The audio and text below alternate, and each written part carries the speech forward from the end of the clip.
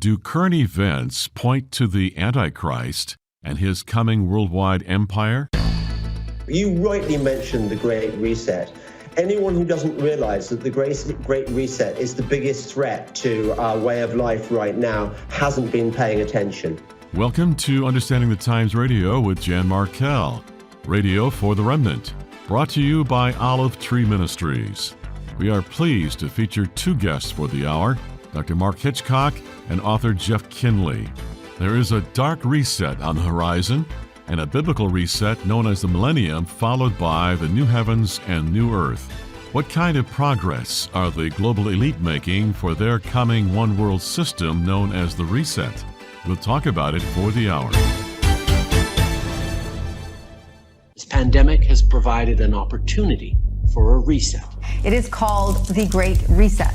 Why are they so suspicious of institutions? But as we try to build back from this global pandemic. Joe Biden calls it Build Back Better. Build back better. Building back better. To do things differently. To build back better. We're going to build it back better. And build it back better. My plan to build back better. This is an organisation that profits from famine and disease, known as the World Economic Forum. With everything falling apart, we can reshape the world in ways we couldn't before, ways that better address so many of the challenges we face. And that's why so many are calling for a great reset. This organisation pushes fear and tragedies to further its own agenda. We know now that the next crisis is already waiting for us around the corner. One that will dictate what you own, what you eat, what you think, under the guise of a sustainable future. With climate change set to dwarf the damage caused by the pandemic, the message from 2020 should be abundantly clear. Capitalism, as we know it, is dead. So, the next crisis is already waiting for us. Welcome to the program. Glad you can join me today. The perfect storm for the installation of the Antichrist is in play now. And I am of the belief that we today are witnessing an orchestrated dismantling, or if you prefer, a controlled demolition of the old world order to reset for the new world order. It's important to understand that this agenda, and that's what it is, an agenda, has been in the works for decades. For that matter, it could have been in works for centuries. But now, today, it is reaching its final stage. And one need look no further than this quote from Klaus Schwab, the founder and executive chairman of the World Economic Forum. He says the pandemic represents a rare but narrow window of opportunity to reflect, reimagine, and reset our world. Olive Tree is carrying a new book titled The Global Reset, subtitled Do Current Events Point to the Antichrist and His Worldwide Empire? It is co-authored by Mark Hitchcock and Jeff Kinley. I have them both on the line. They also will be joining us on June 9th. I'll say more about that later, but I want to get right into the programming and not take time away from my two guests. Gentlemen, welcome back to Understanding the Times Radio. Great to be with you again, Jan. Thank you. Thank you so much. Jeff, I have in front of me, and I'm going to get to issues within your book, but what I have in front of me is a headline from Breitbart News Online. The headline is Klaus Schwab pledges the world can find salvation at Davos. He's referring to their annual meeting, and it's been online for a couple of years. In the end of May, they met in person at Davos 2022. He's saying that not only the attendees, but the whole world can find salvation thanks to their meeting that they had at the end of May. Your comment to this? First of all, he means that. He believes that the World Economic Forum and the global elites that have gathered there have the answers for the world. They believe they're bringing in a new dawn, a new day, a new age even. That's what the global reset is all about. It really foreshadows, I think, the 1 Thessalonians 5 passage where the Antichrist says, hey, peace and safety, and that's what they'll promise in this agenda. I'm just shocked by the bluntness that he's pledging that the world can find salvation. Obviously, we know there's salvation only from one source, and that is not the source he's referring to. Am I right, Mark? That's correct. I think what he's saying basically, too, is 1/3 of all the meetings that they had at Davos were about climate change. Yes. So I think a lot of this, this is going to bring salvation. So I think they look at it, they're going to bring physical salvation to the world because they're going to save us from what they perceive as total destruction from global warming or climate change. They also see it, I think, as bringing fairness to the world, kind of bringing everybody down to the same level. Because it's basically just a capitalist, socialist totalitarianism is what they want to bring in. And through that, they think they can bring salvation. Of course, the only salvation this world's ever going to find is when Jesus comes back, the Prince of Peace. But they think they can have it without him. That is true. Gentlemen, I've read your book, The Global Reset. I've read it cover to cover. Very gripping and very captivating. Early on, you talk about open borders, and as I speak, this is perhaps the greatest dilemma, at least since Mr. Biden has gotten into office, with our open border frightful situation. And yet this crowd, the Global Reset crowd, the World Economic Forum, and we'll tell you more information about them as we go through the hour, folks, they love open borders because they are saying on a regular basis, we are all world citizens, no national allegiances, no patriotism. Am I right? That's absolutely true. In fact, the key to becoming one for the World Economic Forum is to dissolve those borders. And of course, that's just emblematic. That's a physical representation of everything else that's going to happen, especially economically. Just recently, this whole term of geoeconomic fragmentation, they say it's got to go away. We've got to become one in our finances and our currency as well. It's on every level that they want us to become one. They describe it as being like having cabins on a ship, that all the nations are just like these little cabins, and what affects the whole ship affects everybody in the cabin. That's part of the impetus for everyone becoming as one. Yeah. Mark Hitchcock, what I keep reading, what I keep hearing, because I follow these guys, and I read the World Economic Forum website occasionally, redistribution of wealth, constant denouncing of capitalism, obviously no borders, as already referenced. Slogans like even God Bless America, considered shameful, and I think at one point even called evil. Most of the world seems to be for this kind of globalism, lack of patriotism. One who was against it, of course, was former President Donald Trump. But help us understand this a little bit more, this no national allegiance, no patriotism. It's part of, to use another term we use, this woke ideology. Yeah. To make the majority in developed countries, the wealthy, feel guilty about their wealth, which the elites want to reset downwards, if you will. So the whole policy reflects their idea, and I put this in quotation marks, though, of fairness. In other words, it's lowering the economic status of people in wealthier nations like the United States relative to that of those who are in the other parts of the world. One thing that is interesting is they want all this fairness and redistribution except for the elites themselves. That's right. They want to be exempt from this. They're going to need to be rich, in order to fly their private jets to Davos each year to take part in all these activities. Basically, unfettered immigration, it fits into their plan, as does the Federal Reserve's unrestrained printing of money, increased taxation, increased dependence on the state.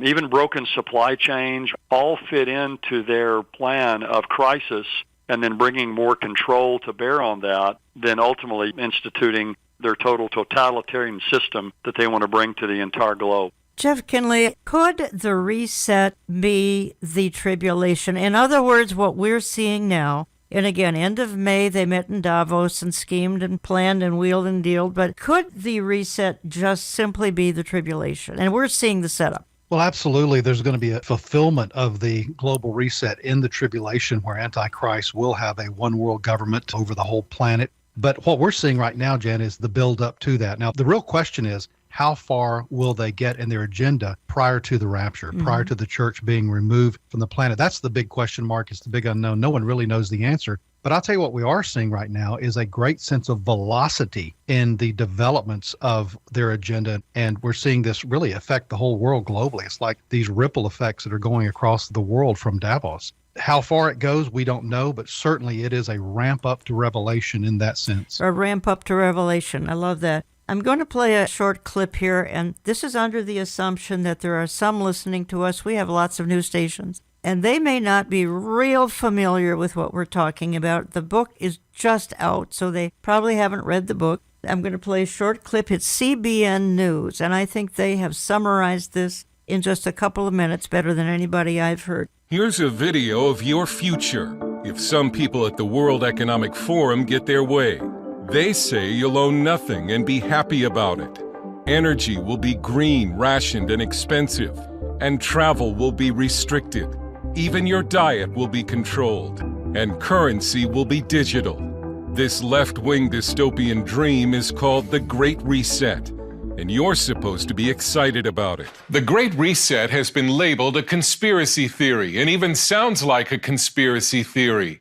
But everything we know about it comes from the global elites themselves, who have been quite open about it. This is not a conspiracy theory. This is a well-documented movement among many of the world's most powerful people.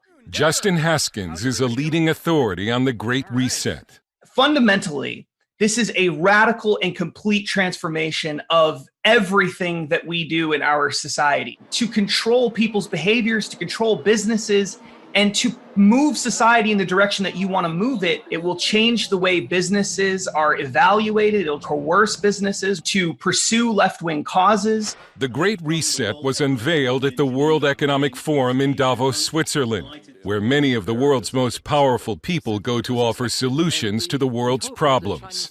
And the World Economic Forum sees the coronavirus pandemic as a historic opportunity to change the way the world operates. Right now we're facing a crisis of international proportion.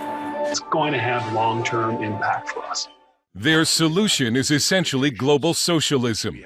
Think of the Green New Deal combined with the COVID-19 lockdown restrictions, and throw in something called the Fourth Industrial Revolution, in which technology is supposed to radically change the way we live and work. Klaus Schwab is the founder of the World Economic Forum. What the Fourth Industrial Revolution will lead to is a fusion of our physical, our digital, and our biological identities. It has the support not only of world leaders, but of global corporations like MasterCard and BP, brought to you by people who think they know what's best for you.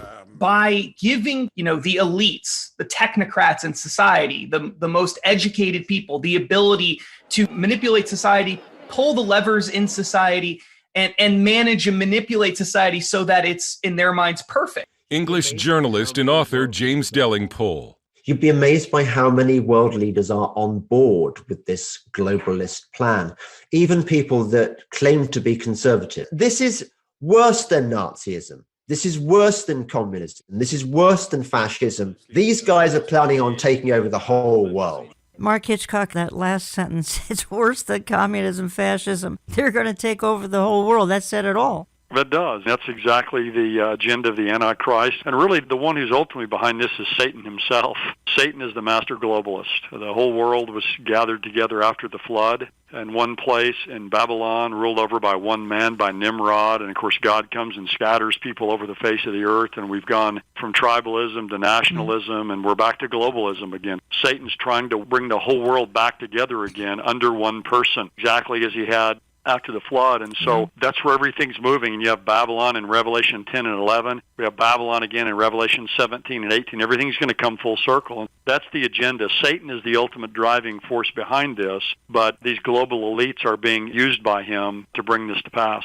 Mark Hitchcock and Jeff Kinley are co-authors of the book We Carry, The Global Reset. Do current events point to the Antichrist and his worldwide empire? My goodness, a hearty yes to that question. Find it in my online store, olivetreeviews.org, or call my office or get on our newsletter lists, in print. It's advertised and promoted in those periodicals. Mark and Jeff are coming to the Twin Cities. That would be Thursday, June 9th, 7 p.m. here in Brooklyn Park, northwest suburb of Minneapolis. And the evening will be live streamed at markhenryministries.com. Pastor Mark and I will be there as well to conduct the evening activities. The program will be archived at olivetreeviews.org. You can watch it anytime. Again, that's Revived Church, formerly Brooklyn Park Evangelical Free, 7849 West Broadway, Brooklyn Park, 7 to 9. No cost to attend or live stream. We'll be talking about these issues that we're discussing right now. You can get the book that night if you'd like. Watch live at markhenryministries.com, June 9th, 7 p.m. And you can watch it archived olivetreeviews.org, and go to video, or at markhenryministries.com. Gentlemen, in that clip and in some other things I've been reading, including your book, it appears to me that respecting Mother Nature is more important than respecting human life. Would I be right there? Absolutely, and that's part of the WEF's pillar agenda. That's part of their value system here, is to serve the planet. And we were made for the planet. The planet wasn't made for us, as the Bible says. So yeah, that's a part of it. What I find really interesting, Jan, is that when you get into the World Economic Forum's website and you read what they've written there, this is not a hidden agenda. It's not a hiding behind closed doors type of meeting. They're very vocal about this thing, which is unlike most people who try to accomplish these type of nefarious plans. The point is that where we are in history right now, because of the crisis that we have been through,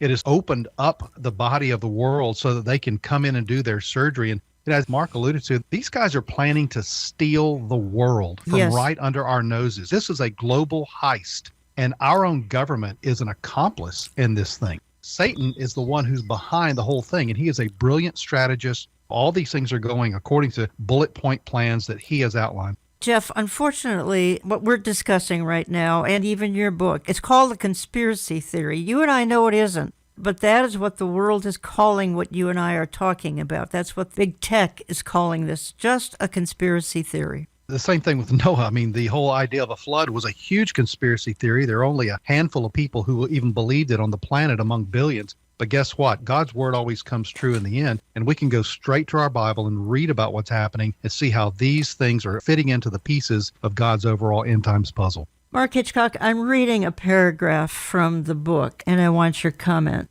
You write, "We are living in an age where everything, including reality itself, is being redefined in order to conform to a godless worldview and its value system. But as far-reaching as this values hijacking is, do not think for a moment that Satan is satisfied. On the contrary, he has his sights set on an even greater goal: to rule the world. Nothing short of sitting on Earth's pilot seat will do for him. But why?" So, Mark, he had a huge degree of success, and surely he knows that his retirement plan is not very good, but he simply cannot seem to get enough power. Am I right? That's right. We go back to the very beginning. I mean, that's Satan's desire, is to be like God. He wants to usurp God's place and take God's throne. So to do that, there's a mass campaign, a word we hear a lot about today, disinformation. Satan is the master of disinformation. He's the one who's bringing all the disinformation that's coming into our world today. He's behind all of that, to confuse people, to bring people along like sheep,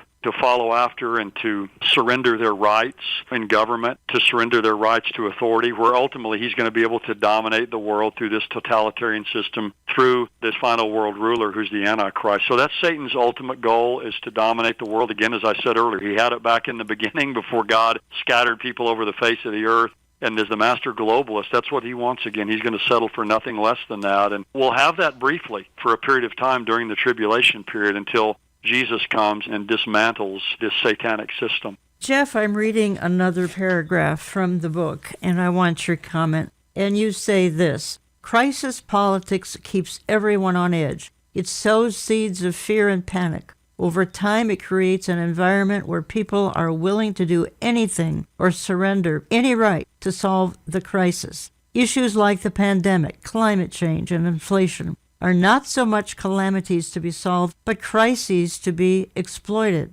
You say, whatever the crisis, the solution is always the same: bigger government. The authoritarian impulse is accelerating on every front. The tentacles of authoritarianism reach far and wide. The groundwork is being laid to create submissive citizens who are dependent and conditioned to bow the knee to edicts handed down from on high." In other words, Jeff, what you're really saying is everything is being prepared for the Antichrist, who will have the ultimate answers to dilemmas that are almost incomprehensible. That's true. It's classic conditioning, even from a psychological standpoint. It's really global conditioning. What they've done is they're systematically wearing down the populace of the world, getting them used to a series of crises that then turn into chaos, that the government comes in and brings calm to. And then after that, we finally just say, well, we'll just comply. We'll do what you ask us to do. By doing that, it's like those little toy handcuffs we used to have as children. The further in you go, the harder it is to get out. So the final step in this whole thing is control,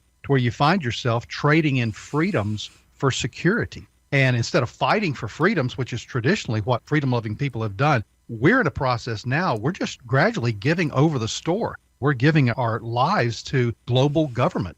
That's the pattern that we're seeing: crisis, chaos, calm, compliance, and then finally control. It's just a conditioning for a world that is waiting for a Messiah-like figure to come and to give them that ultimate sense of it's all going to be okay. Peace is here. And of course, we know that person to be Antichrist. Dr. Mark Hitchcock, you want to comment on that? Yes, what we're seeing today is a lot of accelerants that are moving this agenda forward. COVID, obviously, climate change, currencies, what's happening with cryptocurrencies in our world today. The ultimate accelerant, though, that's going to move this agenda forward, I think, is the rapture. People talk about how this whole global reset's a conspiracy theory. It's a conspiracy, but it's not a theory. It's true. It's a true global conspiracy. But the one accelerant that I think is going to move this forward faster than anything is when the rapture takes place. Then there's going to be global chaos, and that's going to open the door, I think, even wider. Whatever point this global reset is when the rapture takes place, the rapture is going to be the accelerant that's going to move it forward. It'll mushroom then, because there'll be chaos in the world. A man's going to step forward. He's going to have a plan. And he's going to be able to bring peace out of this chaos, but it's going to come at a price of people surrendering all their freedoms ultimately to him. We don't know how far the global reset will get until the rapture takes place, but that, I think, will be the final piece that will move it forward to where the Antichrist can come and take over the world. And you have a chapter in the book, How Does America Fit into the Reset? And I want to get there and talk a little bit more in depth about it. And Mark, I think I played your message at some point in time, maybe in the last year, on America and America in prophecy. And what's going to undo America will indeed be the rapture. And folks, we're basing our conversation on the new book that we're carrying in our online store, and that is The Global Reset, Do Current Events Point to the Antichrist and His Worldwide Empire, co-authored Mark Hitchcock and Jeff Kinley. And I'm so honored to have both of them on the line today as we unpack this. And you know, if you're a regular listener, I know we have lots of new listeners. If you're a regular listener, you know this has been my most frequent theme in 2021 and 2022, and that is this coming reset. Because I believe that's the tribulation. It blossoms in the tribulation. What we're seeing is a setup for that as I speak. That's a pretty ominous thing to think about. You know, gentlemen, for this to happen, Donald Trump and his administration stood pretty much in the way of the progress of all of this reset. And to move forward with their agenda, Trump literally needed to be removed from power. That's my observation anyway, because he was such an ardent nationalist. That's true. It's like this giant convoy of globalism coming down the highway, and there was a roadblock there, and it was the Trump administration. We obviously did a complete 180 when President Biden was elected. And of course, his Build Back Better campaign is taken right from the World Economic Forum's playbook. So he's certainly complicit with that agenda as well. So yeah, I think Trump's version of America First, that does not play in their agenda at all.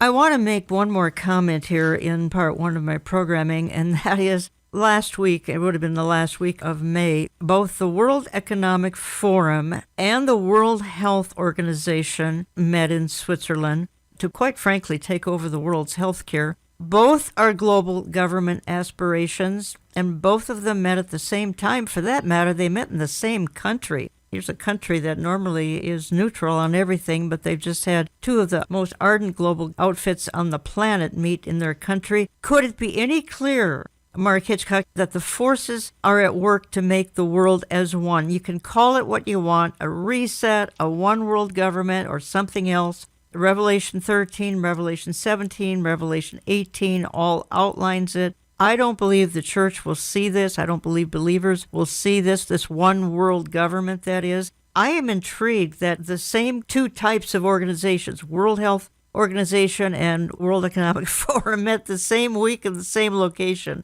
Your thoughts, Mark?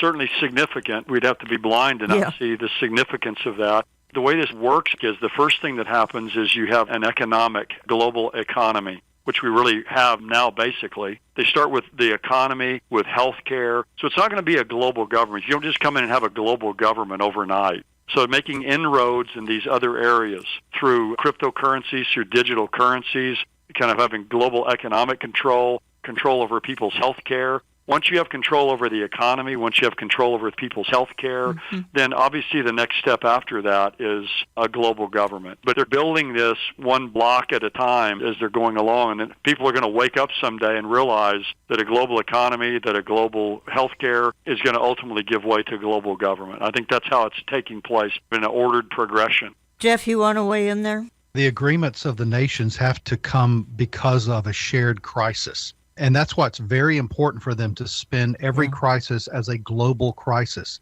And if it doesn't impact the whole globe, they need to make sure in some way that it will impact the whole globe. For example, with the war in Ukraine, it doesn't necessarily have to impact us economically or from an oil supply standpoint, but it is because of certain decisions that are being made. So they have to agree in order to come together to have this partnership to begin with, as Mark said, on different issues. But then finally that blossoms into, hey, we're really one team here. Really one government. It just makes sense for us to go ahead and call ourselves one. And of course, that paves the way for one man to then lead that government. Here's where I'm going to go in part 2 of my programming. We do need to talk about the coming cashless society, and I've talked about it on this program pretty consistently for years for that matter, but real specifically in the last year to year and a half. You can reach Mark Hitchcock at marklhitchcock.com, marklhitchcock.com. Communicate with Jeff at jeffkinley.com, jeffkinley.com. Find the book in my online store, olivetreeviews.org, or give us a call.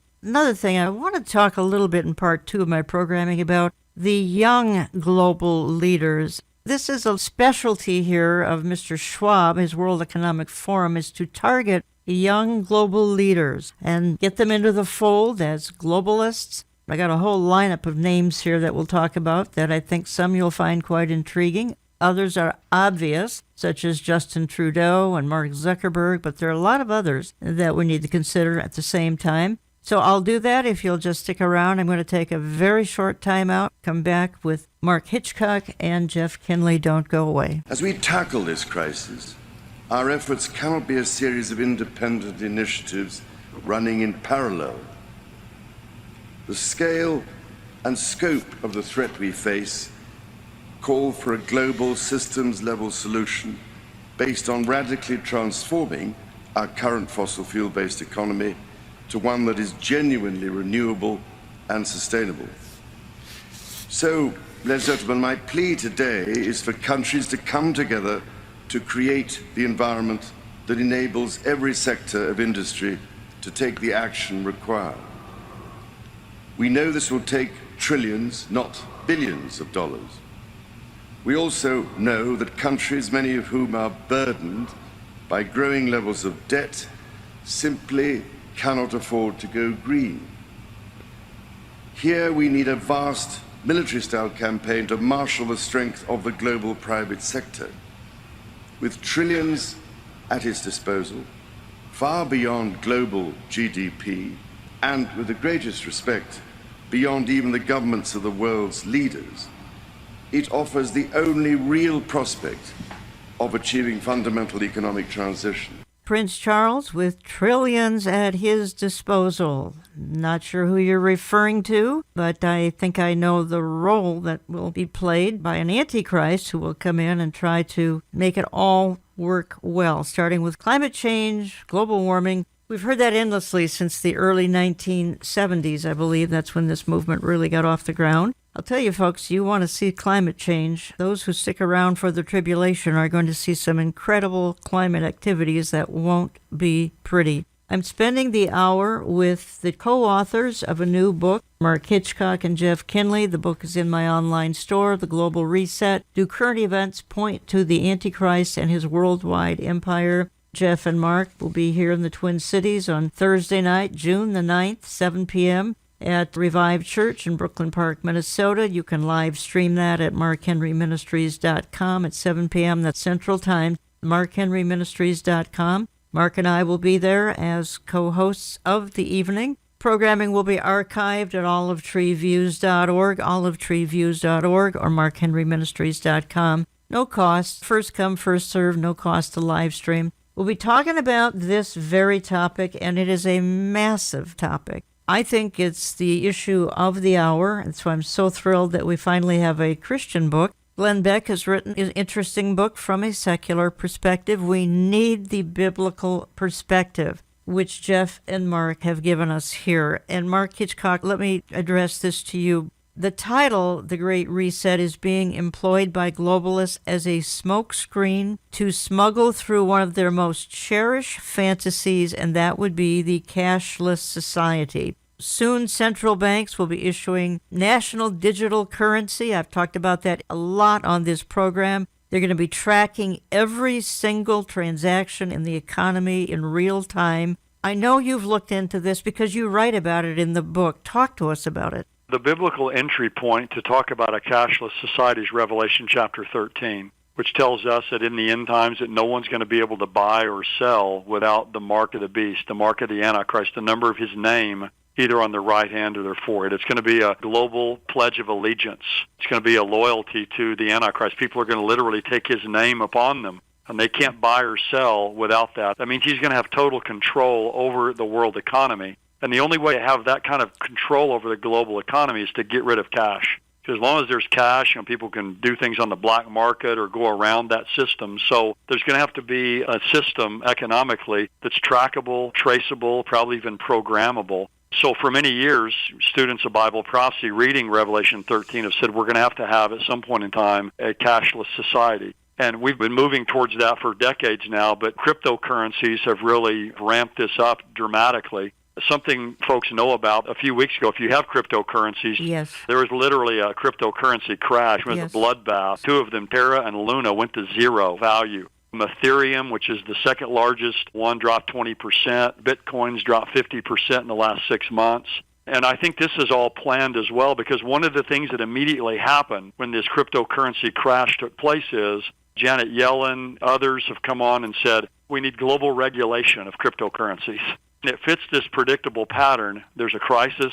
It's declared to be a global crisis. Now we need global regulation. But these cryptocurrencies are decentralized. So I really think the global elites don't want these cryptocurrencies around. They want digital currencies that are issued by central banks, because those are controlled by the government. And they're trackable, they're traceable, they're even programmable, which means they can program where you can spend the money. You no longer can give money to a Christian ministry or to your church. That's going to be the ultimate inroad, I think, into total economic control. And on March the 9th of this year, President Biden signed an executive order for the Federal Reserve, for the Department of Treasury to look into the establishment of a central bank digital currency in America. They have one in China already. But this is the open door then into the economic system that ultimately is going to be dominated and taken over by the Antichrist and having global control. So at the World Government Forum, that was back in March, Dr. Pippa Malmgren, and folks, I played the clip of her on air here twice. I'm not going to play it again.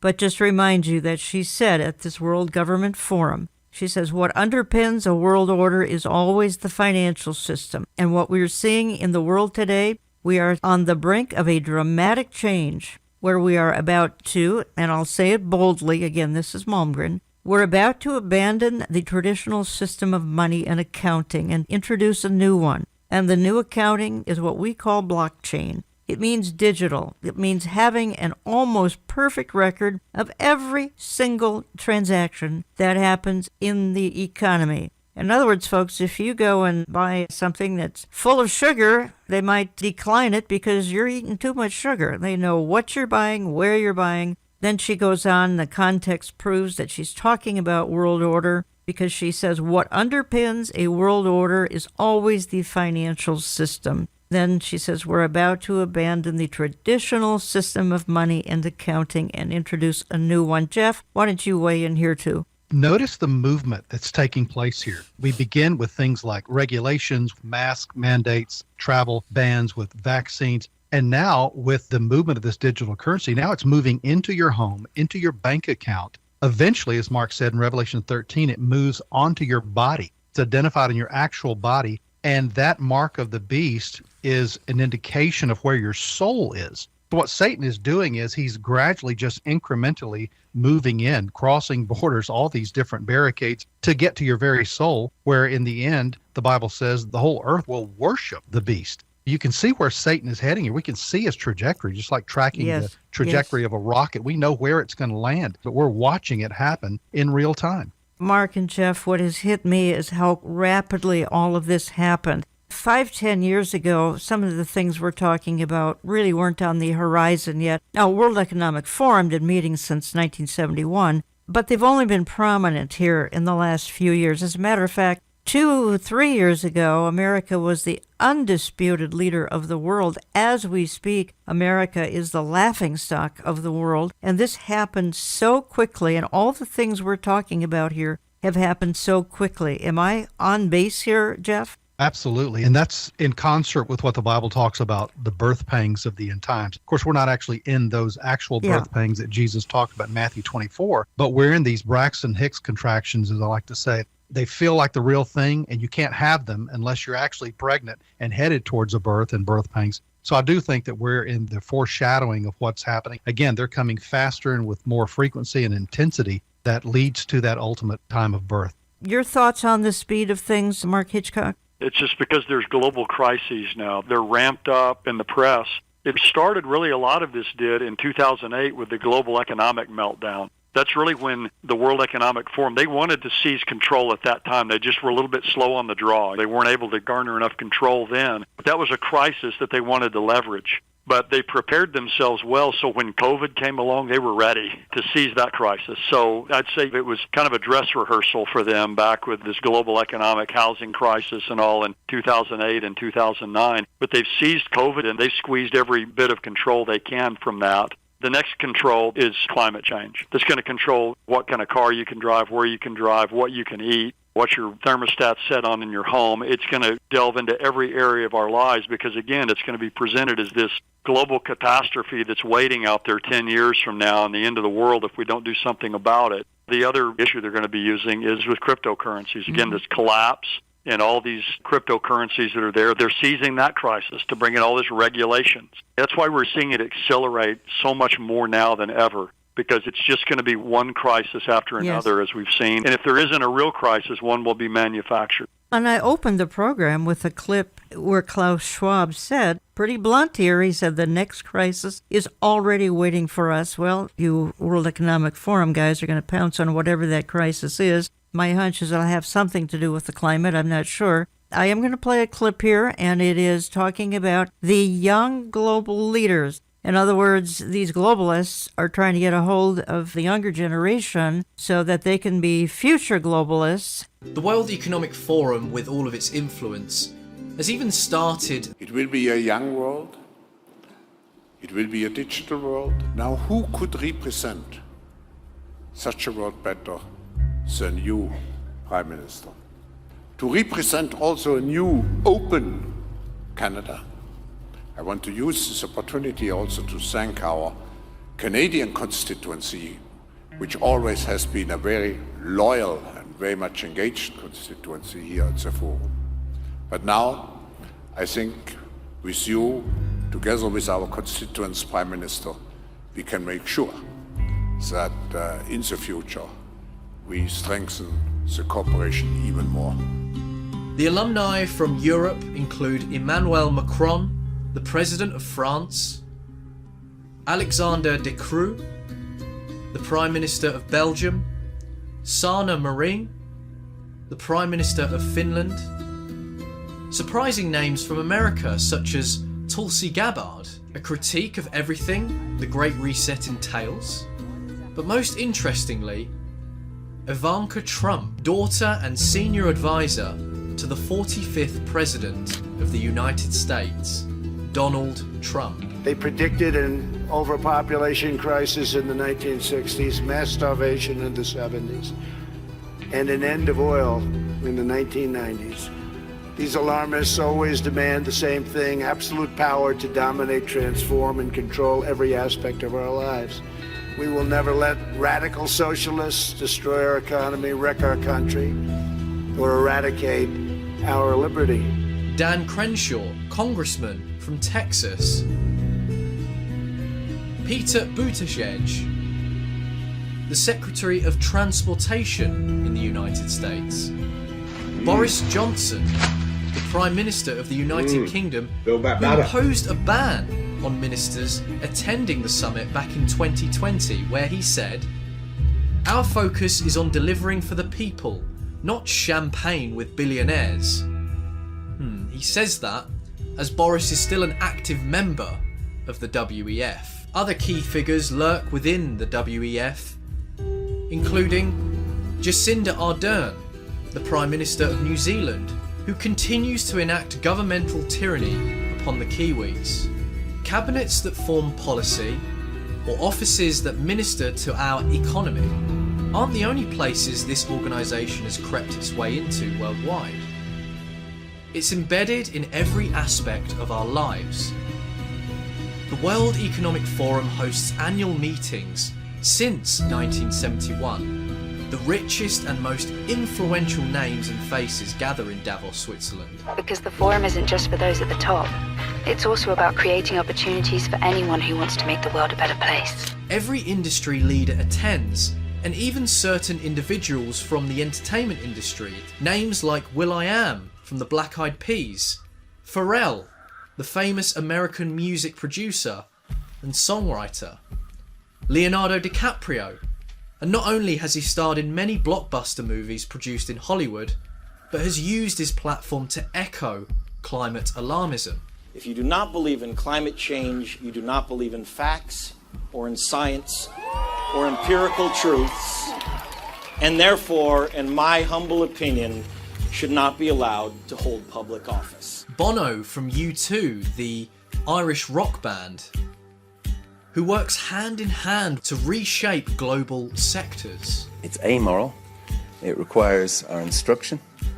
Capitalism has taken more people out of poverty than any other ism, but it is a wild beast, and if not tamed, it can chew up a lot of people. If you just joined me, you're listening to Understanding the Times Radio. I'm Jan Markell. I have on the line co-authors of a new book, Mark Hitchcock and Jeff Kinley. The book is The Global Reset. Do current events point to the Antichrist and his worldwide empire? Find it in my online store, olivetreeviews.org, or in our various newsletters. Mark Hitchcock, your thoughts on the clip you just heard about the young global leaders? It's not surprising. They're trying to get these young global leaders to indoctrinate them, to secure their loyalty. They're really grooming the future generation of globalists. I know it's always difficult to make these kind of comparisons, but it's kind of like the Hitler Youth.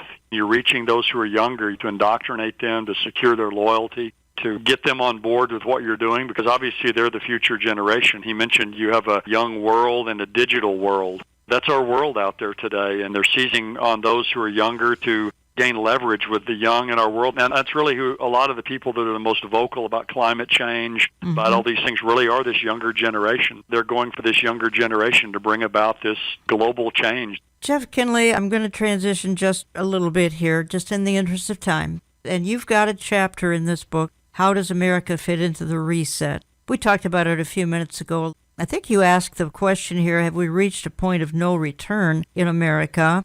I kind of think we have, and then you also stress the importance of, if we can be so blunt, Romans 1 has happened to America. Talk to us about this, please. I'm reminded of what the British historian Arnold Toynbee once said. He said, a lot of countries, they don't die from murder, they die from suicide. They implode from within. So really the death of a nation is brought on gradually. It intensifies as you get toward the end. And if you just take Romans 1, Jana, as a template and just lay it over a map of America, politically, culturally, morally, spiritually, what you find is we're checking off all the boxes there. We begin with our rejection of God that leads to all sorts of speculation and deviance morally. It gets really to the point where God says he has to abandon a culture. And I think that's really where we are right now. And as America, I think, continues to weaken as a world superpower, we will have to become more sympathetic to a global governance model, especially in the context of the current worldwide crises that we're going through right now. There's really no home field advantage for Christians here anymore. We're really playing on the opposing team's field. It's a time for Christians to wake up, to wise up, and to look around at their world, to look at their Bible, to say, hey, the walls are closing in on the church. The good news is I really do think this is a golden moment for us as the church. We are never more like the first century than we are right now. it's a great opportunity, but it's also a great challenge as we watch really the sunset on our country. I'm going to read a couple of paragraphs from your book. You say, gentlemen, our planet is groaning and heaving. War, social and racial unrest, shattered families, surging suicide, runaway debt, inflation, deadly new viruses, drug and alcohol abuse, lawlessness, political polarization are coalescing to drive civilization to its knees. You write, in today's environment, good news can be difficult to find. Hope is in short supply. Our world is increasingly weary, worried and worn. Something has to change, something big. We all know it. We all know deep down inside that this world is not what it is supposed to be. We all yearn for things to be much better. We imagine utopia on earth, a new world order, a great society permeated with peace and prosperity, where everything is made right. But how in the world could that ever come about? And then you say, and I'll wrap it up here, the only true global resetter is God. Only the Creator can be the recreator. Only the one who set the world in motion can reset it back to its original condition. God is the great resetter, and the work of total transformation will commence on the day when He sends Jesus Christ, the Prince of Peace, back to planet Earth, just as He promised 2,000 years ago when Jesus ascended back to heaven. When Jesus fulfills that promise and comes back to Earth, everything will change. And then you write, His return to planet Earth is the fulcrum of history. All hope for this dying, broken, disintegrating world flows from the reality that He is coming again